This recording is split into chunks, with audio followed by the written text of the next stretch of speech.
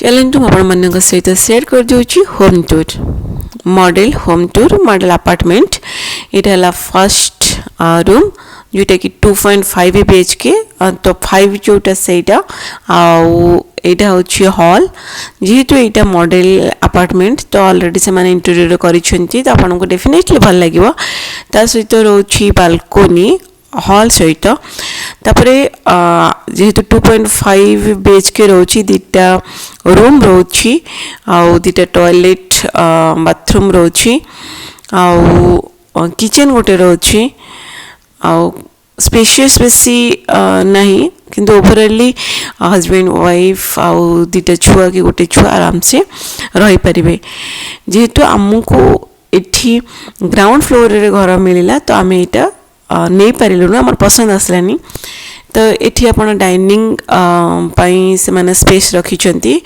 तो आपण dining space एठी रखि पारिबे। तो चलतु देखिवा किचन एटा भी बहुत भल थिला किचन सहित यूटिलिटी भी रही। तो आपण को मोर ए मिनी ब्लॉग जदि भल लगुच मो चैनल को लाइक शेयर सब्सक्राइब निश्चय करेंगे। मु ये सब कथा आपण को केबे कहि पारिनी ए ब्लॉग टारे मु आपण को कहिछि आशा करूछि आपण निश्चय लाइक शेयर सब्सक्राइब करेंगे।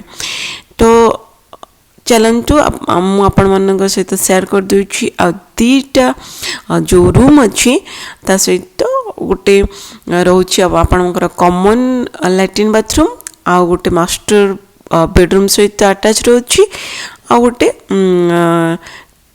छुआ मान रूम रोची एटा रोची कॉमन लैट्रिन बाथरूम तापर ता फ्रंट रे रोची हमर चिल्ड्रंस मानक माने बेडरूम तार पर मास्टर बेडरूम रोची।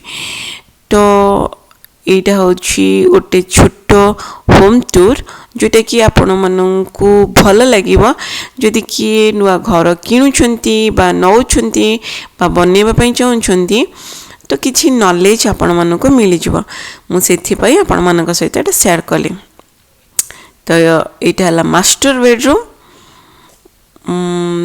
तो मास्टर बेडरूम टा जो रोची से वुडन फ्लोर रोची ओवरऑली घर भल थिला बट बैड लक आमको आम पसंद घर मिललानी। Thank you so much for watching.